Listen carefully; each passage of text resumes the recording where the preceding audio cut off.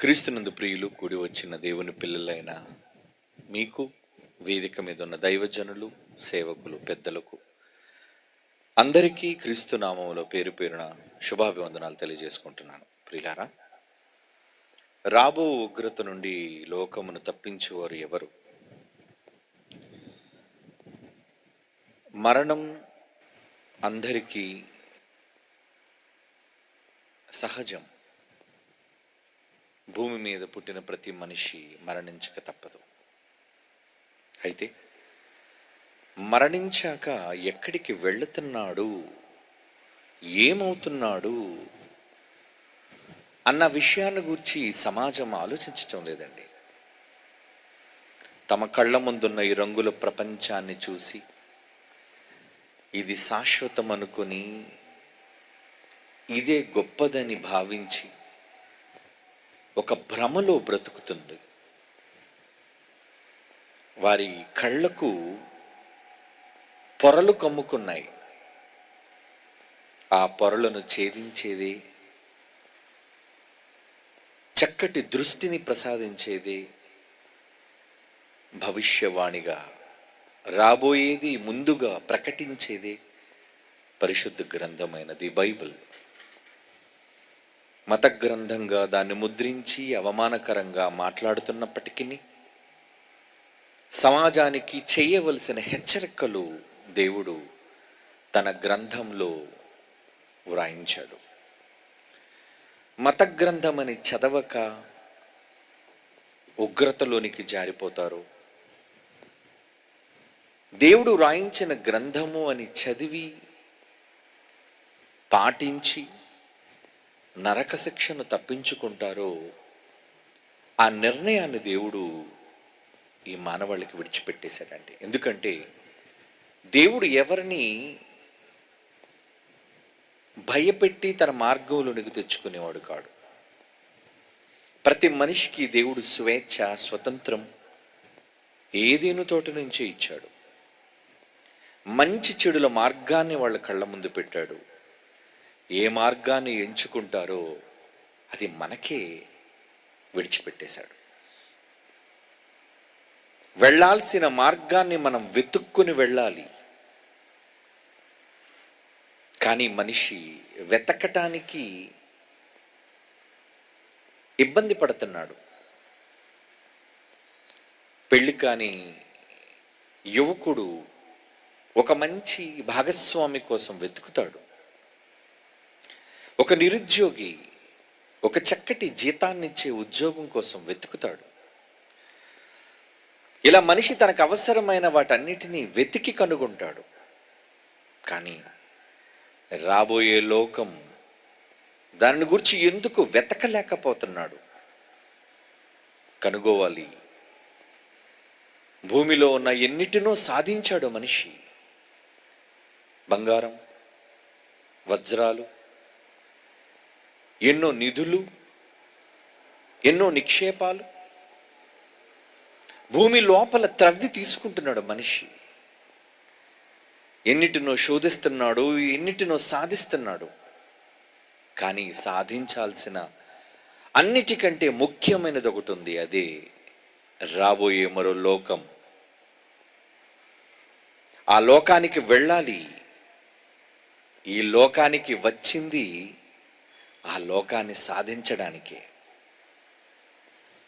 భూమి మీద కన్ను మూస్తున్న ప్రతి ఒక్కరూ వెళ్ళిపోతున్నారు అనే నిజాన్ని చెప్పి వెళ్ళిపోతున్నారు. చనిపోయి ఏ కుటుంబీకులనైనా అడగండి, చనిపోయిన వారిని గూర్చి, ఏమండి ఏమయ్యాడు మీ అబ్బాయి? లేడండి, చనిపోయాడు, వెళ్ళిపోయాడు, మమ్మల్ని విడిచి వెళ్ళిపోయాడు. అవినాష్ కోసం ఇందాక చూసారే, చిన్న బిడ్డ, 16 ఏళ్ల బాలుడు. వాడు వెళ్ళిపోయే ముందు ఈ సమాజానికి ఎంత మంచిని చేశాడండి. ఎంతో ఆసక్తి, ఎంత దూరమైన వాక్యం కోసం తన రోగంలో కూడా వెతుక్కుని వచ్చేవాడు ఆ పసివాడు. నాకు తెలుసు. రాబోయే లోకం కోసం చిన్ననాటి నుంచి వాడికి ఉంది తపన. చేయాలి, మరి బ్రతుకున్న మనుషులకి ఏదో భూమి మీద సాధిద్దాం, పేరు ప్రఖ్యాతుల, సిరి సంపదల, దేనిని సాధిద్దాం అనుకుంటున్నాడు మనిషి? వేటిని సాధించినా ముగింపేంటో తెలుసా? అన్నిటినీ విడిచిపెట్టి ఒంటరిగా పోవాలి. ఎక్కడికి? వెళ్ళిపోవాలి. ఎక్కడికి వెళ్ళాలి? వచ్చిన వాళ్ళు వెళ్ళిపోతున్నారు, వస్తున్నారు, వెళుతున్నారు. పుట్టుక రావటం అయితే చావు వెళ్ళటం, భూమి మీదికి రావటం జన్మ అయితే భూమి నుంచి వెళ్ళటం మరణం. ఇది నిజం కదా, ఎవరు కాదనగలరు దీనిని? వచ్చావు, వెళుతున్నావు. ఎంతటి వారైనా వచ్చారు, వెళుతున్నారు. ఎందుకు వచ్చారు, ఎక్కడికి వెళుతున్నారు? ఈ ప్రశ్నల గురించి మనిషి ఎందుకు ఆలోచించడు? అంత తీరిక లేదు మనిషికి. వెళ్ళబోయే లోకాన్ని గూర్చి తీరిక లేదు ఆలోచించడానికి. ఎంత గజిబిజి జీవితంలో, ఎంత బిజీగా తిరుగుతున్నాడు. రోడ్ల మీద వెళ్ళి ఏ వ్యక్తినైనా ఆపండి, ఏమండి మీతో ఒక్క నిమిషం మాట్లాడాలి, సారీ టైం లేదు, నాకు చాలా పనులు ఉన్నాయి. ఎవరి పనులు? ఏం పనులు? ఎవరి పను మీద భూమి మీదకి వచ్చారో, ఎవరి పని చేసి భూమిని విడిచిపెట్టి వెళ్ళాలో అన్న జ్ఞానం లేక ఈ సర్వ సమాజం బ్రతుకుతుంది. వెళ్ళిపోవాలి అన్నది ఖాయం అందరికీ. ఎవ్వరూ భూమి మీద మరణాన్ని తప్పించుకుని బ్రతికే నరుడు లేడు, ఉండడు. పోవాలి. మరి వెళ్ళే ముందు ఎక్కడికి వెళుతున్నావు? మీరు ఇంటి దగ్గర నుంచి బయలుదేరే ముందు ఇక్కడికి రావడానికి ఒక డెస్టినేషన్ పెట్టుకున్నారు. మేము పలానా చోటికి వెళ్ళాలి. ఎందుకు వెళ్ళాలి? అక్కడ సభలు, ఎన్నో అద్భుతమైన మాటలు వినాలి, నేర్చుకోవాలి. వచ్చారు, తర్వాత వెళ్ళిపోతున్నారు. ఎక్కడికి? ఎక్కడి నుంచి వచ్చారో అక్కడికి వెళ్ళిపోతున్నారు కదా. అది మీ ప్రయాణం, అది మీ ప్రయాణం. మరి భూమి మీద మనిషి వస్తున్నాడు, వెళుతున్నాడు. ఎందుకు వచ్చాడు భూమి మీదకి? ఏదో చేయడానికి. ఏం చేయడానికి? అది బైబిల్ చెప్పింది. ఎందుకు పుట్టాడో అర్థం కాని మానవ సమాజానికి బైబిల్ చెప్పిన సత్యం, వేదం ఏంటో తెలుసా? దేవుని కొరకు పుట్టాము. చదువుదాం బైబిల్. ఎఫెసీయులకు రాసిన పత్రిక 2వ అధ్యాయం 10వ వచనం.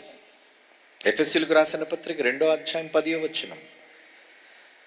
వాటి యందు మనము నడుచుకొనవలెనని దేవుడు ముందుగా సిద్ధపరిచిన సత్క్రియలను చేయుటకై. సత్క్రియలు చేయుటకై. ఏం క్రియలవి?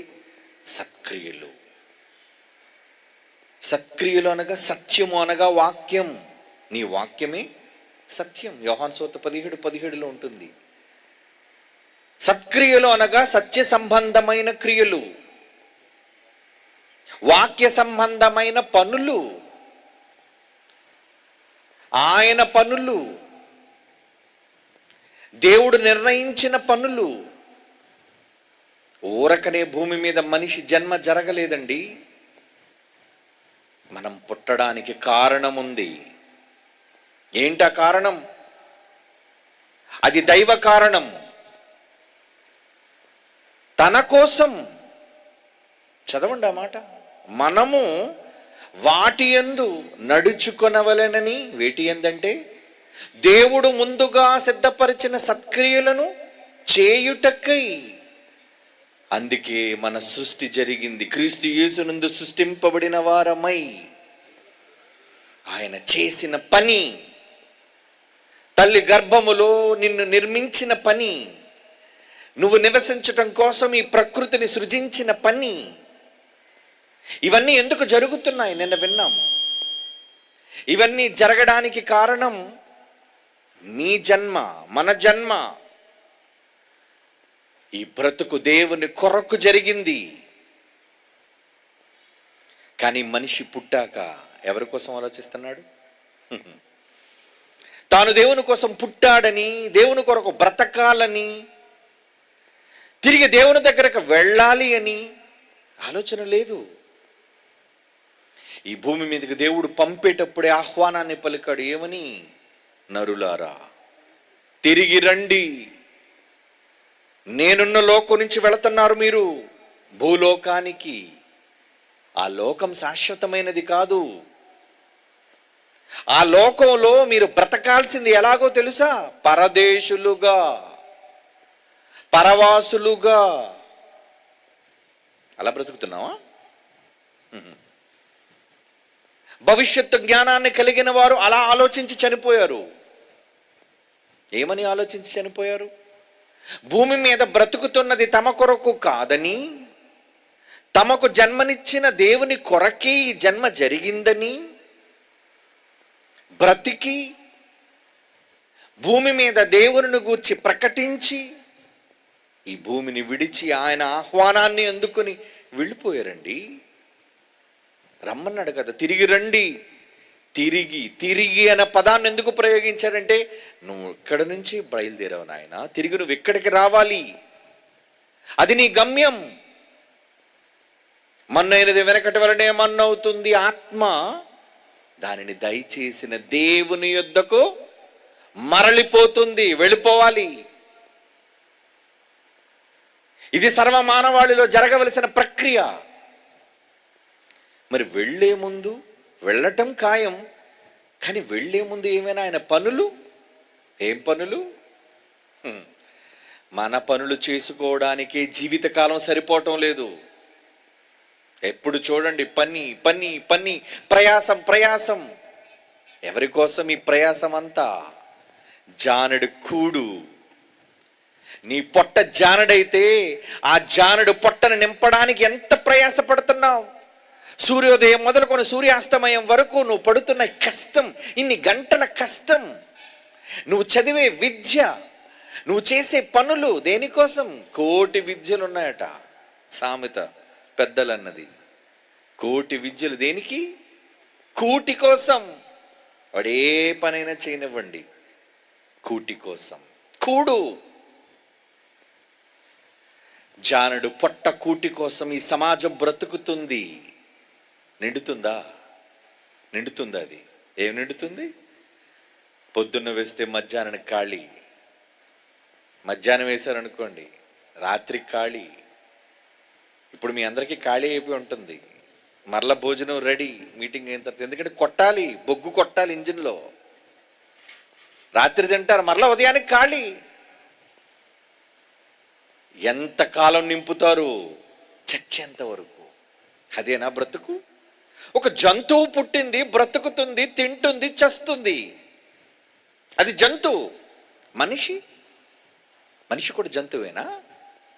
పుట్టాడు, పెరుగుతున్నాడు, తింటున్నాడు, బ్రతుకుతున్నాడు, చస్తున్నాడు. దానిలాగే మనిషి కూడా పుట్టి చచ్చిపోతే మృగానికి మనిషికి తేడా ఉంది చెప్పండి? నో. మనిషి మృగం కాడు.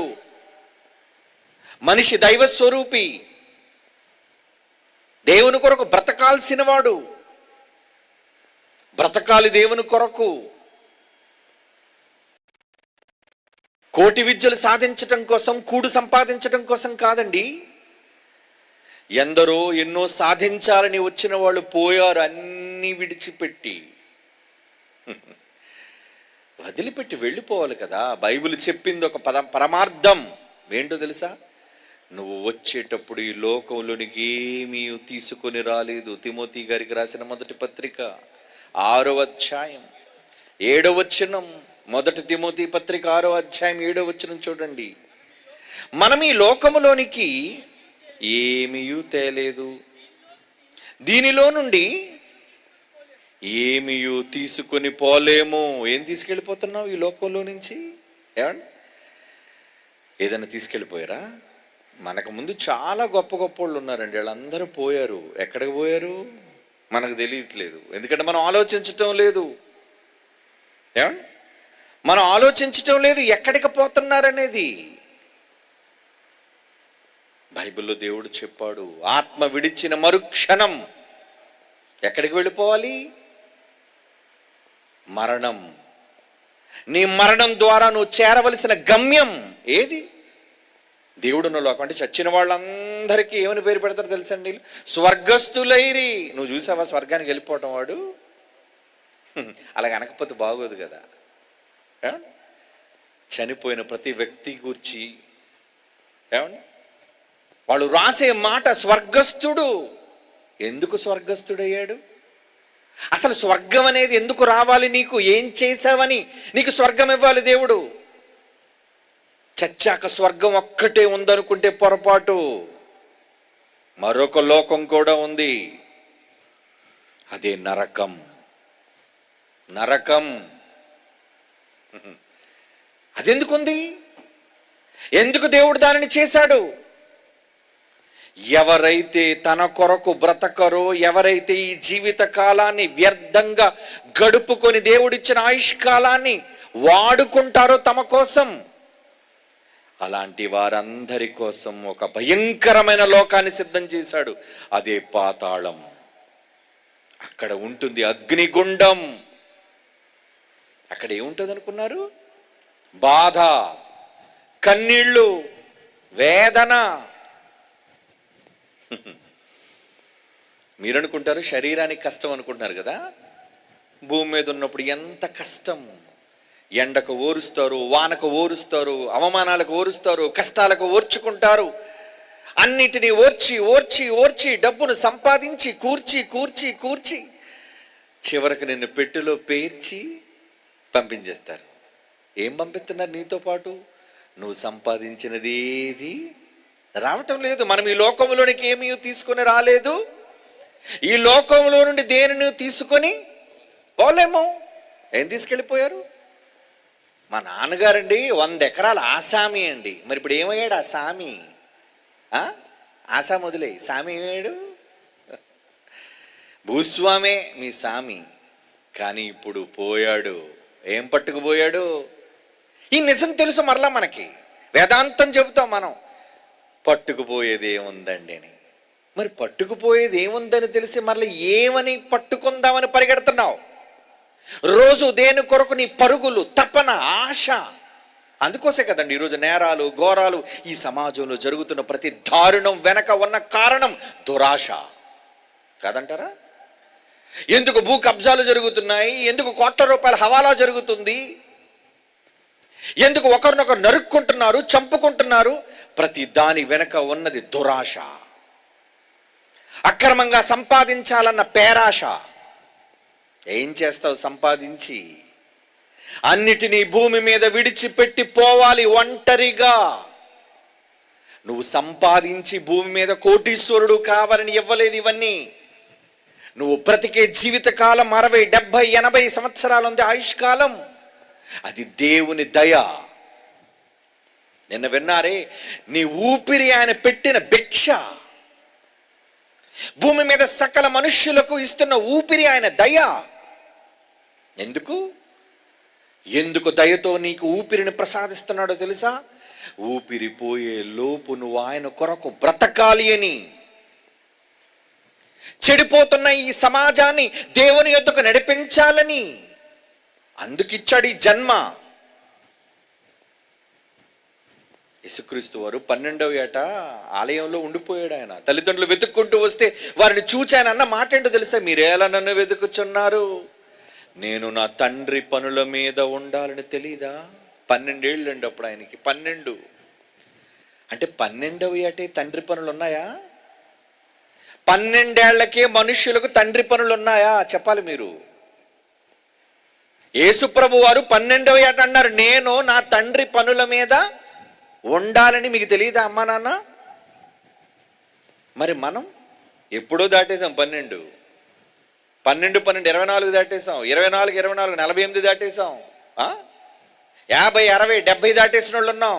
ఎవరి పనుల మీద ఉన్నాం? ఇల్లు కట్టుకోవడానికా?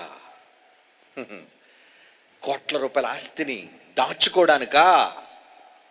ఈరోజు చూడండి, మనుషులందరూ కూడగట్టుకోవడమే దోపిడీ, రాజకీయం దోపిడీ, వ్యాపారం దోపిడీ కదా, ప్రభుత్వ ఉద్యోగం దోపిడీ, లంచం. ఎందుకు ఇవన్నీ? ఎందుకు మనిషి ఆశపడుతున్నాడు? ఏదో దాచేసుకోవాలి. అరే పిచ్చోడు రా, నువ్వు అన్నీ విడిచిపెట్టి వెళ్ళిపోవాలి కదా. నువ్వు సంపాదించినది ఏది ఏది నీతో పాటు కూడబట్టుకుని తీసుకుని పోలేవు కదా. ఒక్కడివే ఒంటరిగా వెళ్ళాలి. ఎక్కడికి? నీకు జన్మనిచ్చిన దేవుని దగ్గరకు వెళ్ళి నిలబడాలి.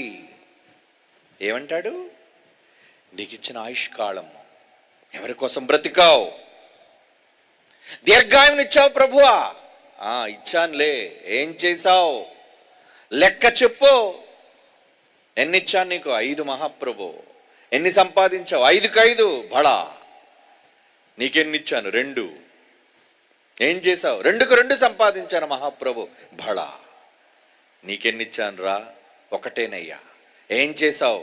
పాతేసా. ఏమన్నాడు? ఈయన పాతేయండి కాళ్ళు చేతులు కట్టి. దేవుడు ప్రతి దానికి నేను లెక్కడిగే రోజులు ఉన్నాయి. ఎప్పుడు అడుగుతాదో తెలుసా? లెక్క. నువ్వు కన్ను మూసిన ప్రతి క్షణం వెంటనే, నెక్స్ట్ మినిట్, మరుక్షణం నువ్వు నిలబడాలి. ఎక్కడ నిలబడాలి? 2 కొరింథీ పత్రిక 5వ అధ్యాయం 10వ వచనం. 2వ కొరింథీ పత్రిక 5వ అధ్యాయం 10వ వచనం. తాను జరిగించిన క్రియల చొప్పున అవి మంచివైనా, భూమి మీద నువ్వు చేసేది మంచైనా చెడైనా, నీ శరీరంతో దేహముతో జరిగించు వాటి ఫలం ప్రతి మనిషి పొందాలి. మనందరం క్రీస్తు అనే న్యాయమూర్తి పీఠం, న్యాయపీఠం ఎదుట నిలిచేవాళ్ళు. నువ్వు అడుగుతాడు నిన్ను లెక్క. అడగడా? లెక్కలు. రోమపత్రిక 14వ అధ్యాయం 12వ వచనం చూడండి. రోమీలకు రాస్తున్న పత్రిక 14వ అధ్యాయం 12వ వచనం. ఆఖరి మాట అండి. మనలో ప్రతివాడు తన్ను గురించి దేవునికి లెక్క ఒప్ప చెప్పాలి. లెక్క. మీ ఇంటికి కరెంటు బిల్ వస్తుందా? ఏంటది? నువ్వు వాడిన కరెంటుకి లెక్కది. లెక్క. ఎన్ని లైట్లు వేసావు, ఎన్నిసార్లు ఏసీ ఆన్ చేసావు, మీటర్ తిరుగుతుంది అక్కడ. లెక్క. నువ్వు వాడిన దానికి లెక్కది. కట్టకపోతే ఏం చేస్తాడు? Power cut. బిల్లు కట్టకపోతే పవర్ కట్ తీసేస్తాడు. మరి నీ జీవిత కాలంలో నువ్వు వాడిన వాటికి లెక్కలేదనుకున్నావా? మనిషి అనుకున్నాడు, ఎవడ కోసం సూర్యుడు రాడు, ఎవడ కోసం నేల పండదు, ఎవడ కోసం వర్షం కురవదు, ఎవరి తాత సొత్తని ఇవన్నీ జరగాలి. నిన్ను అడిగాడు కదా దేవుడు. నిన్న చెప్పాను ఎందుకు ఇవన్నీ జరుగుతున్నాయి. నీ కోసం. ఏ ప్రభుత్వాలు చేయటం లేదు వీటిని చేసేది నీ కన్న తండ్రి, సర్వజనాలకు జన్మనిచ్చిన సృష్టికర్త. నిన్ను అడుగుతాడు, ఏదిరా లెక్క? నీ జీవిత కాలంలో ఏది లెక్క ఉంది? లెక్క. ఏమి లెక్క అడుగుతాడండి? ఏమి లెక్క పెడతాడో మీకు తెలుసా? మత్తయి సువార్త 10వ అధ్యాయం 30వ వచనం చూడండి. గాబరా పడాలి మీరు. మత్తయి సువార్త 10వ అధ్యాయం 30. మీ తల వెంట్రుకలన్నీ లెక్క పెట్టాడట. ఎవరు? మీరు లెక్క పెట్టుకోండి. ఏ రోజైనా మీ వెంట్రుకలు ఊడిపోతే పోని లెక్క జమ మనకి. ఏమండి పోనీ. స్నానం చేసినప్పుడు ఎన్నో పోతుంటాయి, పట్టించుకుంటావా? వెంట్రుకతో సమానం మనకి. కానీ ఆ వెంట్రుక చాలా అవసరం దేవునికి.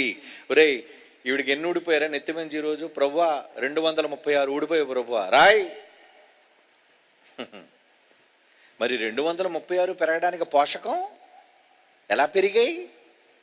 తిండి. ఎంత వాడింది? ఇప్పటికీ ఒక 5 లక్షల గొర్రెలు తినేసింది ప్రభువా. నీళ్లు ఒక 10,000 నూతులు నీళ్లు తాగేసింది ప్రభువా. మరి బియ్యం ఇక ఏం చెప్పండి, గొడవను తినేసింది ప్రభువా. ఏమంటే ఒక 60-70 వయసు వచ్చిన వాళ్ళు ఎన్ని ఎకరాల పంట తినేసి ఉంటారు చెప్పండి. బయటకి ఎప్పుడు చూసినా 6 అడుగులు అమాయకంగా కనబడుతుంది, ఏమీ తినలేనట్టు. ఎంత వెళ్ళిపోతుంది లోపలికి? ఇందాక చెప్పాను ఇది పొయ్యడం ఖాళీ, పొయ్యటం ఖాళీ, పొయ్యటం ఖాళీ. ఏమైపోతుంది పోస్తుందంతా? పొయ్యడానికి ఎక్కడి నుంచి వస్తుంది ఇదంతా? ఎవరిచ్చారు? దేవుడు. ఈరోజు నువ్వు అనుభవించే గాలి, నీరు, నేల సారం, అది వడ్ల గింజ, గోధుమ గింజ, ఏ గింజ అయినా సరే, నువ్వు త్రాగే నీరైనా సరే, నువ్వు తినే ఫలమైనా సరే, నువ్వు తినే ఏ ఆకైనా సరే, ప్రతిదీ దేవుని కష్టం. నీ కష్టం కాదది, దేవుని కష్టం వలన పండుతుంది నేల. లెక్కడగడా? నేను ఇచ్చిన దానికి ఎంత తిన్నావు? తిను, నేను వద్దన్ను. ఎంత చేసావు? తిన్నది విపరీతంగా కనబడుతుంది. ఏమండి చేసిందేది? చాలామందికి తినడం అంటే ఎంత ఇష్టం, పని చేయడం అంటే ఇష్టం ఉండదండి. అందుకే కదా ఈ జబ్బులన్నీ మనకి, బీపీలు, షుగర్లు ఎందుకు వచ్చాయి? తిని అలాగ విగ్రహంలో కూర్చుంటాం అంతే. ఏమ్మా పని చేస్తావా? చేయలేను ఆయన, కడుపు బరువుగా ఉంది. ఏమయ్యా పని చేస్తావా? ఇప్పుడే తిన్నానండి, కాసేపు అలా పడుకుంటాను.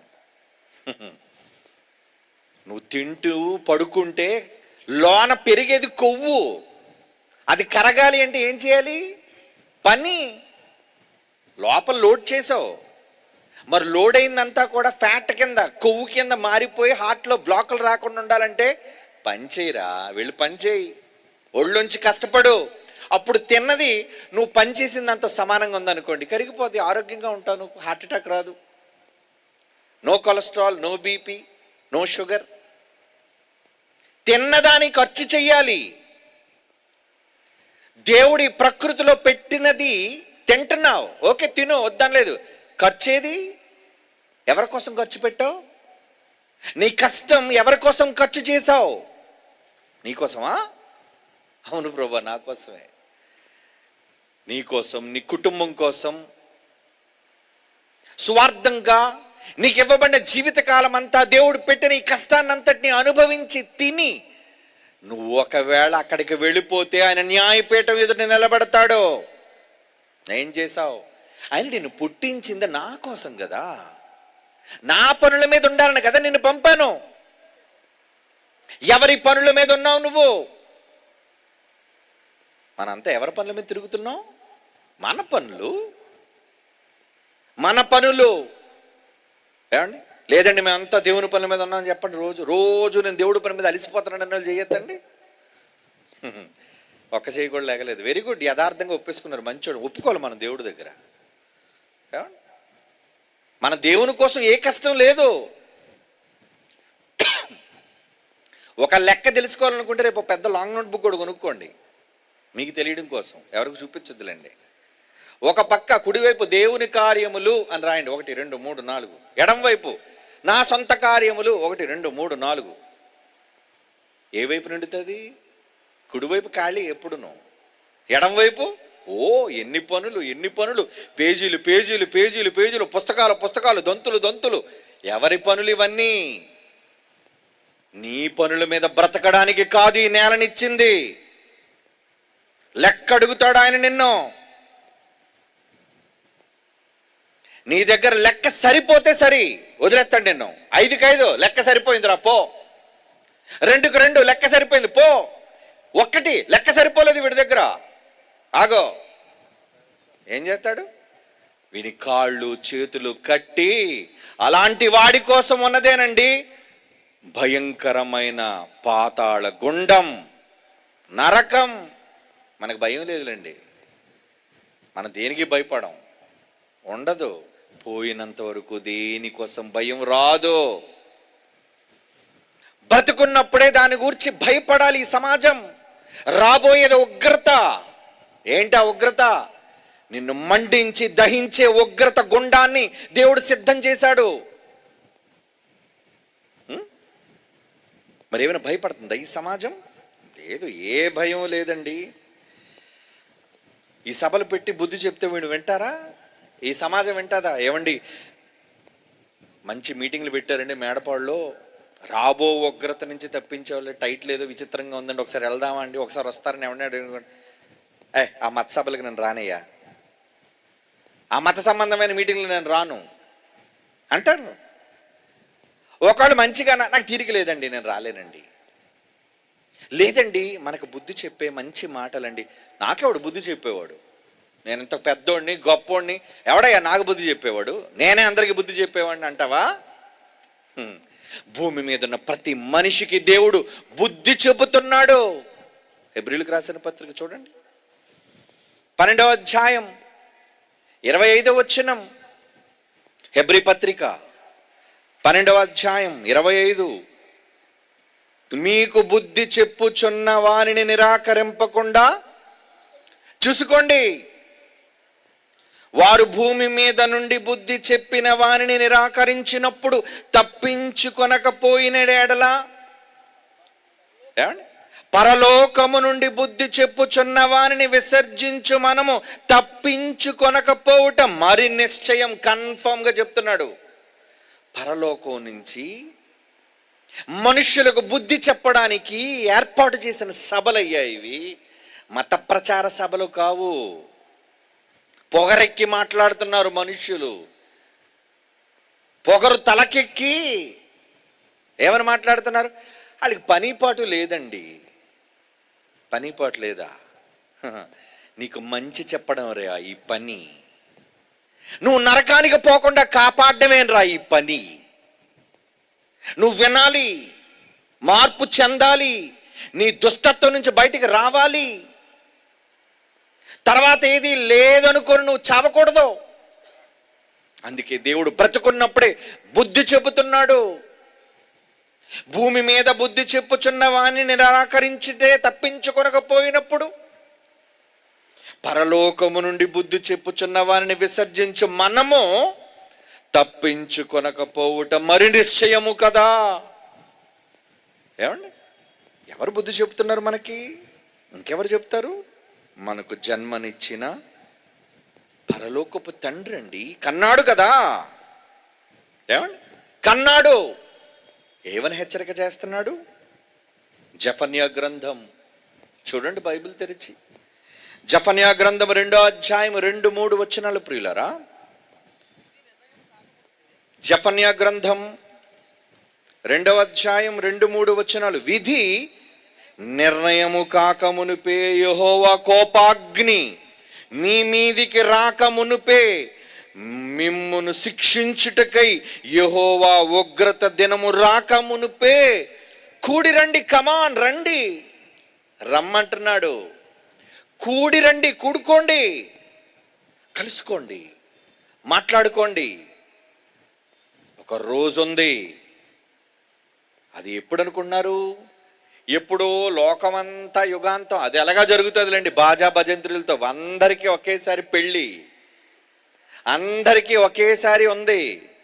ఏమండి, బంతి భోజనం, ముగింపు.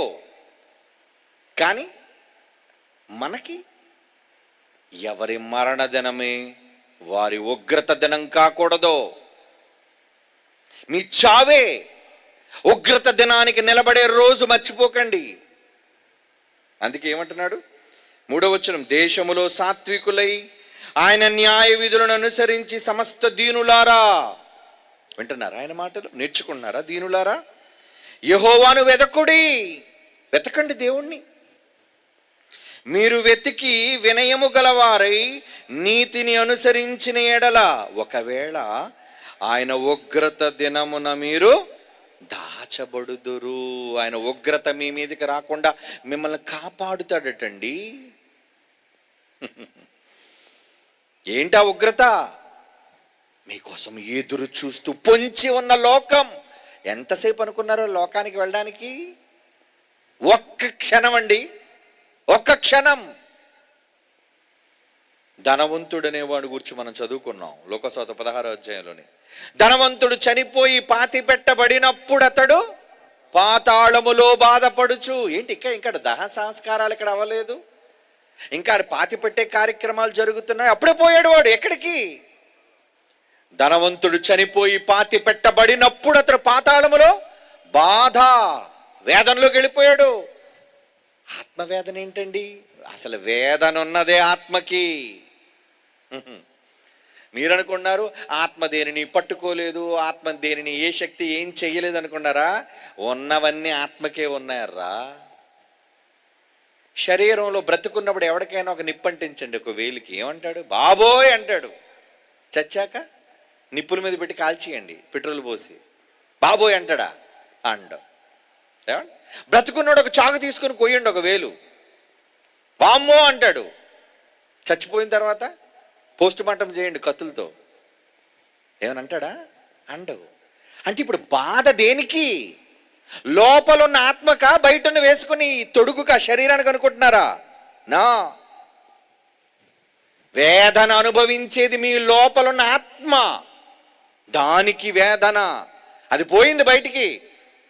ఈ శరీరాన్ని ఎన్ని కొయ్యండి, కాల్చండి, ఏమండి, కొట్టండి, ఏమీ బాధ లేదు దానికి. అంటే బాధలన్నీ దేనికన్నమాట? ఆత్మకి. మర్చిపోకండి. ఆత్మ నిలబడాలి దేవుని ఎదుట. ఏం చేసావు నా కోసం? నిన్ను కన్నది నా కోసం, ప్రకృతిని కలిగించింది నీ కోసం. బ్రతుకున్న రోజులు నిన్ను పెంచి పోషించి ఊపిరినిచ్చి జీవాన్ని ఇస్తే ఎవరి కొరకయ్యా బ్రతికావు నువ్వు? నీకోసం కదా. అదే చెప్పాడు అబ్రహాము ధనవంతుడితో, కుమారుడా నీ జీవిత కాలం అంతా నువ్వు దేనికోసం బ్రతకవో తెలుసా అంటున్నాడు. చూడండి లోకాసువార్త 16వ అధ్యాయం 25. లోకాసువార్త 16వ అధ్యాయం 25వ వచనం. అందుకు అబ్రహాము, కుమారుడా నీ జీవిత కాలమంతా నీకిష్టమైనట్టు సుఖం అనుభవించ. సుఖం సుఖం సుఖం అంటే భూమి మీద మీకోసం సుఖభోగాలు అనుభవిస్తే మీరు వెళ్ళేది పరలోకం కాదు, పాతాళం. భయంకరమైన ఉగ్రత లోకం అది. రాబోయే ఉగ్రత అందరికీ ఎంత దూరంలో ఉందో తెలుసండి? ఒక్క క్షణం. పాతాళం వెళ్ళిపోవడానికి ఎంతసేపు పడుతుంది అనుకున్నారు? దేవుడు చెప్పాడు యోబు గ్రంథంలో 21:13. యోబు గ్రంథం 21వ అధ్యాయం 13వ వచనం చూడండిరా. వారు శ్రేయస్సు కలిగి భూమి మీద 70, 80, 90, 100 ఏళ్ల ఆయుష్ కలిగి బ్రతుకుదురు, ఒక్క క్షణములో పాతాళమునకు దిగిపోవుదురు. అంటే పాతాళానికి వెళ్ళడానికి ఎంతసేపు? చిటిక. కన్ను ఇలా రెప్ప మూసి తెరిచే లోపు వెళ్ళిపోయావు నువ్వు అక్కడికి. ఎంత దూరం? పక్కనే. మీ ఊరు వెళ్ళడానికి, మీ ఇంటికి వెళ్ళడానికైనా ఇక్కడి నుంచి ఒక 5 నిమిషాలు పడుతుంది. ఈ గ్రౌండ్ దాటడానికైనా 10 నిమిషాలు పడుతుంది మీకు. కానీ పాతాళానికి పోవడానికి ఒక్క క్షణం. లోకాలను దాటుకుని వెళ్ళిపోవాలి అగ్నిగుండంలోనికి. నువ్వు దేవుని కొరకు బ్రతకని వాడవైతే,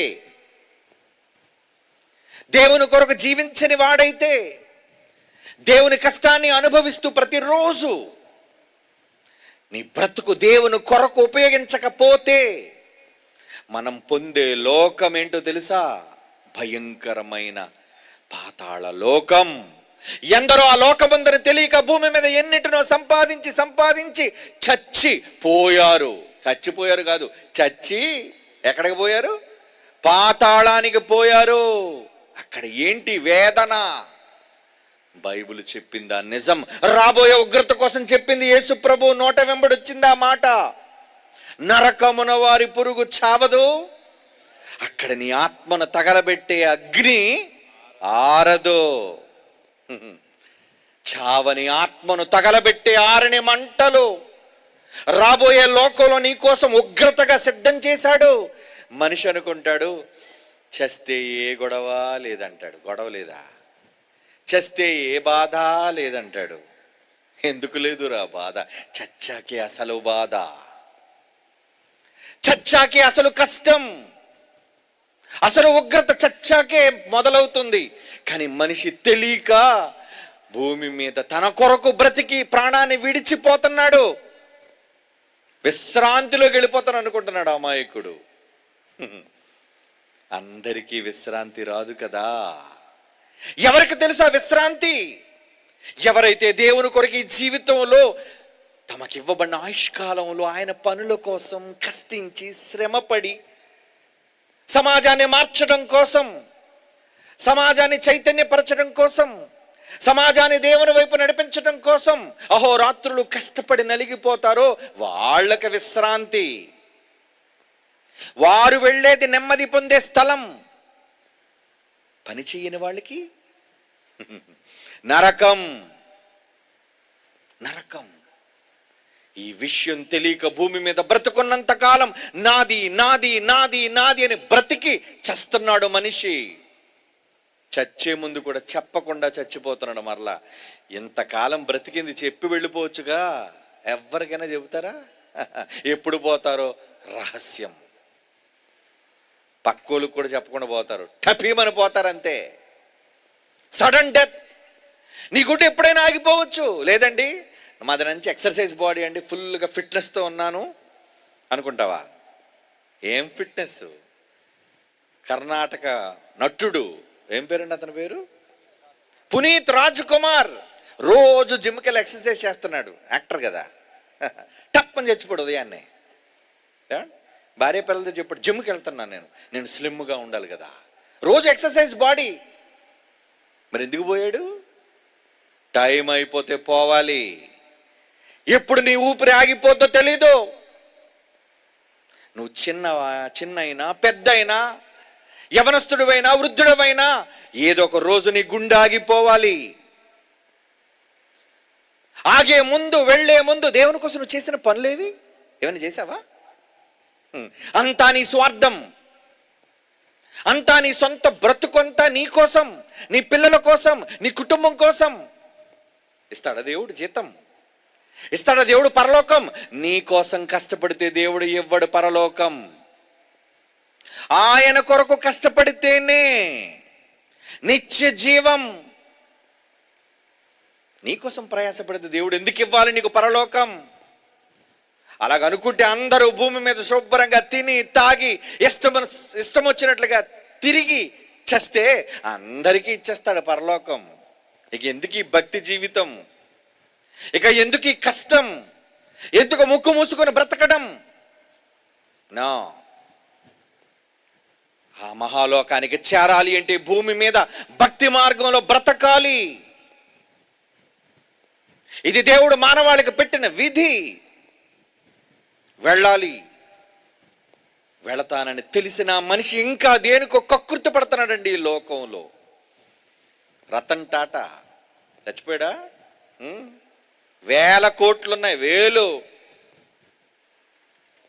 పెళ్ళి భార్య లేదు, వారసుడు లేడు. ఏమండి ఈ పాటికి అందరూ సర్దేసుకుంటారులేండి. 1000 కోట్లు వదిలి వెళ్ళిపోయాడు కదా. సర్దేసుకున్న వాళ్ళు పని ఏమైనా ఉంచుకుంటారా? లేవు. వాళ్ళు వదిలేసిపోవాలి. దాచి దాచి దాచి దాచి నీ కొడుకు ఇస్తాడు. ఆడు దాచి దాచి దాచి ఆడు కొడుకు ఇస్తాడు. ఇలా ఎవడికి వాడు దాస్తూ పక్కనోడికి అప్పచెప్పి వట్టి చేతులతో పోవాలి నువ్వు ఈ లోకాన్ని విడిచిపెట్టి. అందరూ వట్టి చేతులతోనే పోతున్నారు కదా. ఇది చూసి కూడా ఎందుకు మన జ్ఞానోదయం కలగటం లేదు? అందరిలాగా నేను సంపాదించుకోవాలి, అందరిలాగా నేను కూడబెట్టుకోవాలి.